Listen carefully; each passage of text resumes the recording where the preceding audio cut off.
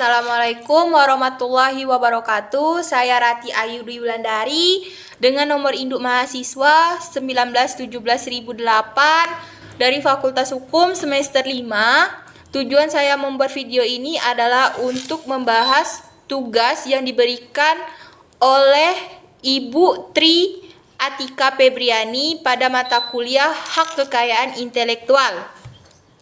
Nah, pada tugas tersebut diberikan bahwa untuk membahas materi, yaitu materi tentang hak kekayaan intelektual. Hak kekayaan intelektual tersebut dibagi menjadi beberapa macam seperti hak cipta, merek, paten, desain industri, komunial, dan lain sebagainya.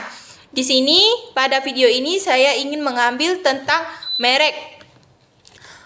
Merek dalam Undang-Undang Nomor 20 Tahun 2016 menyatakan bahwa merek adalah tanda yang dapat ditampilkan secara grafis berupa gambar, logo, nama, kata, huruf, angka, susunan warna, baik dalam bentuk 2 dimensi maupun 3 dimensi, ada suara juga, hologram, atau kombinasi dari 2 atau lebih unsur.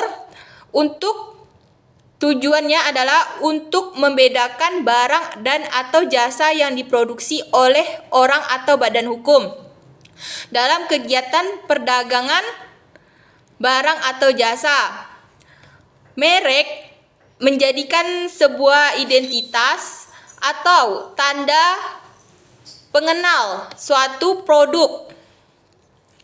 Si pemilik produk akan memiliki identitas yang tidak dapat ditiru oleh pihak lain. Si pemilik produk juga mendapatkan hak penuh atas produk yang terdaftar dalam merek. Dengan begitu, konsumen juga dapat mengenali produk dengan mudah. Nah, jadi intinya merek adalah ciri khas atau identitas dari si pemilik usaha. Nah, si pembeda. Jadi merek itu adalah merupakan identitas atau pembeda usaha dari orang lain. Nah, contohnya kita ambil pada minuman botol, kemasan botol aqua ataupun botol yang lainnya. Intinya minuman kemasan. Nah, di kalangan masyarakat, produk minuman pada botol banyak sekali, ya kan? Maka kita dapat mengenal produk minuman botol apa yang mau kita minum. Nah, misalnya kita dilihat dari kemasannya, baik itu gambar atau logonya maupun huruf atau angka yang ada di dalam produk tersebut. Nah, maka dari itu kita pasti tahu produk apa yang kita konsumsi. Misalnya di sini saya mengambil botol minuman pada produk Nestle Pure Life. Nah, di sini yang menjadi pembedanya pasti ada logo, nama, gambar, tulisan besar kecilnya, ya kan? Bentuknya. Nah, jika kita misalnya ingin melepas label atau kemasannya ini, kita pasti masih dapat mengenal produk apa yang kita beli tadi, walaupun ini sudah nggak ada di sininya, di tempatnya. Kita pasti tetap tahu, oh ini pasti produk dari Nestle Pure Life, walaupun ini nggak tahu. Jadi produk-produk tersebut itu pasti sudah, supaya merek tersebut tidak tertukar, tidak diambil oleh perusahaan lain, makanya kita harus mendaftarkan produk ini. Nah, jadi di sini apakah penting pendaftaran hak kekayaan intelektual? Jawabannya ya, sangat penting. Kenapa demikian? Ya, supaya produk kita tersebut tidak rentan terhadap resiko. Resiko apa sih? Misalnya resiko plagiarisme. Nah, maka dari itu produk atau merek tersebut sangat penting untuk didaftarkan atau dipatenkan kemana? Ke Direktorat Jenderal Kekayaan Intelektual, Kementerian Hukum dan HAM, Kemenkumham. Nah, pasti apa tuh tujuannya untuk apa sih? Gunanya untuk apa? Gunanya adalah untuk mendapat perlindungan hukum. Perlindungan hukum di sini misalnya ada pihak yang meniru atau memplagiarismekan kegiatan usaha merek yang telah didaftarkan terlebih dahulu.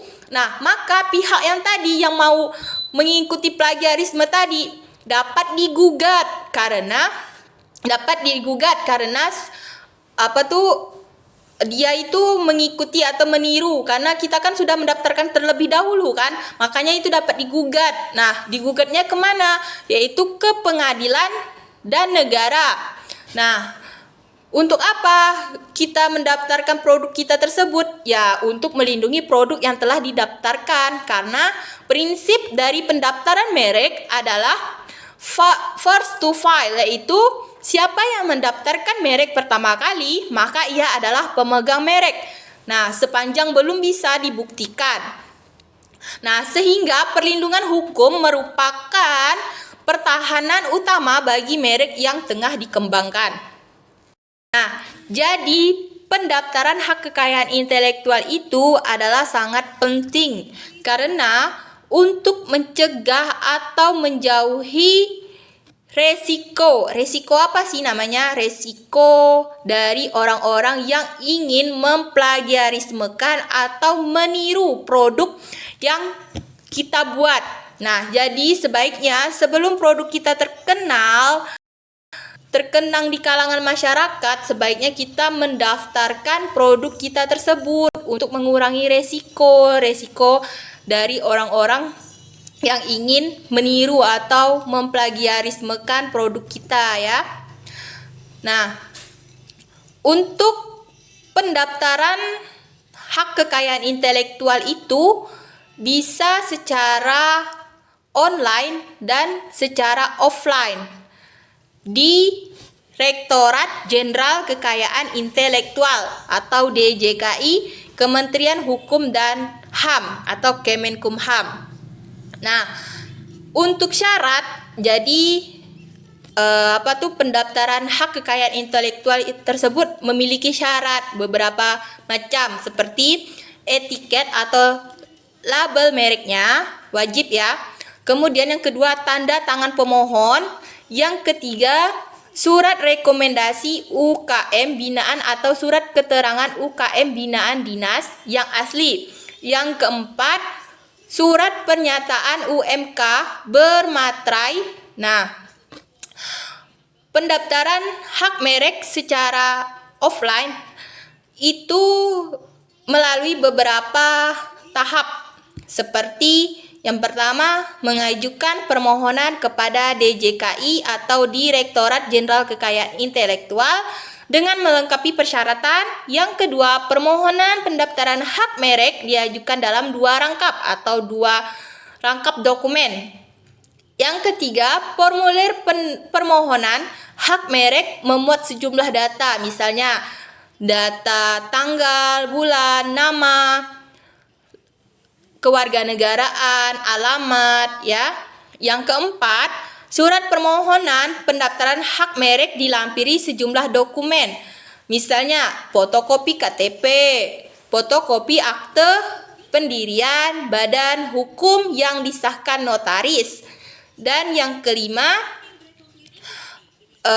pendaftarannya itu bisa melalui atau dilihat dari link Direktorat Jenderal Kekayaan Intelektual. Nah, untuk tadi itu pendaftaran secara offline beserta syaratnya ya. Nah, sekarang secara online.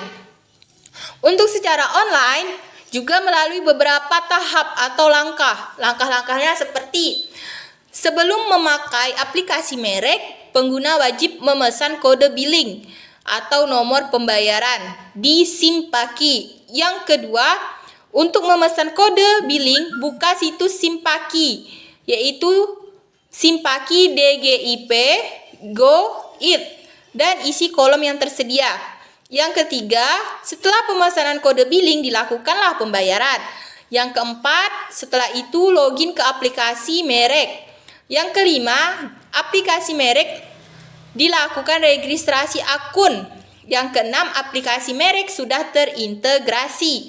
Yang ketujuh, setelah login ke aplikasi, masukkan data permohonan merek.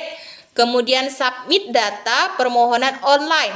Yang kedelapan, data permohonan yang sudah disubmit dapat dicetak dan akan dicek oleh petugas. Yang kesembilan, panduan lengkap pengajuan permohonan lewat aplikasi merek bisa diakses melalui link. Nah, jadi pendaftaran itu bisa secara offline atau manual dan secara online. Nah, jadi untuk pendaftaran tersebut kan sudah adanya syarat, baik itu syarat online, baik syarat offline, itu sama saja syaratnya. Yang kedua, pasti setelah adanya syarat pendaftaran, pasti adanya namanya tarif pendaftaran. Nah, jadi kalau misalnya kita mendaftarkan merek, pasti tentu dikenai tarif pendaftaran hak merek. Nah, untuk pendaftarannya tersebut dibagi menjadi dua macam, yaitu untuk pendaftaran hak merek bagi UMKM dan bagi umum. Nah, untuk ketentuan tarif pendaftaran hak merek di Direktorat Jenderal Kekayaan Intelektual telah diatur dalam Peraturan Pemerintah Nomor 28 Tahun 2019. Nah, tarif tersebut termasuk dalam kategori penerimaan negara bukan pajak atau PNBP. Nah, besaran tarif pendaftaran juga dibedakan berdasarkan kategori pemohon. Misalnya pemohon mendaftarkan sebagai kategori umum, hak mereknya atau UMKM. Nah, untuk tarif permohonan pendaftaran merek dibagi menjadi dua, yaitu tarif pendaftaran hak merek untuk UMKM dikenakan biaya sebesar Rp500.000 jika pendaftarannya secara online, dan jika pendaftarannya secara manual atau offline dikenakan biaya sebesar Rp600.000. Nah, yang kedua, tarif pendaftaran hak merek untuk umum dikenakan biaya sebesar Rp1.800.000 jika pendaftarannya secara online dan Rp2.000.000 secara manual atau offline. Yang kedua, jika kita ingin memperpanjang jangka waktu perlindungan merek, maka bisa diperpanjang dengan jangka waktu 6 bulan sebelum atau sampai berakhirnya perlindungan merek, maka tarif untuk umum atau UMKM dikenakan biaya sebesar Rp1.000.000. Itu jika dilakukan perpanjangan secara online.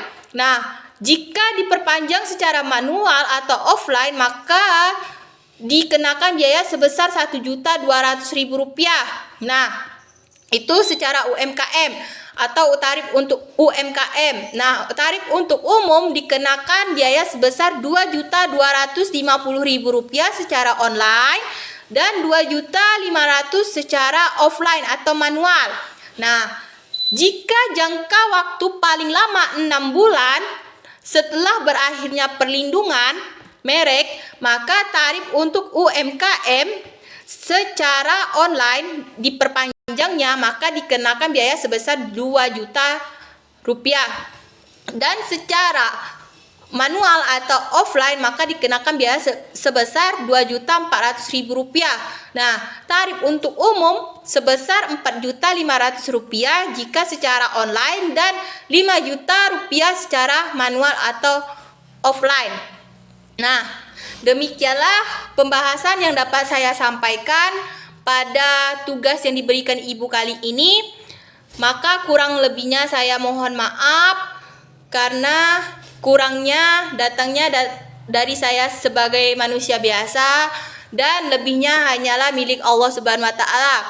Saya akhiri, subhanakallahumma wa bihamdika asyhadu alla ilaha illa anta astaghfiruka wa atubu ilaik.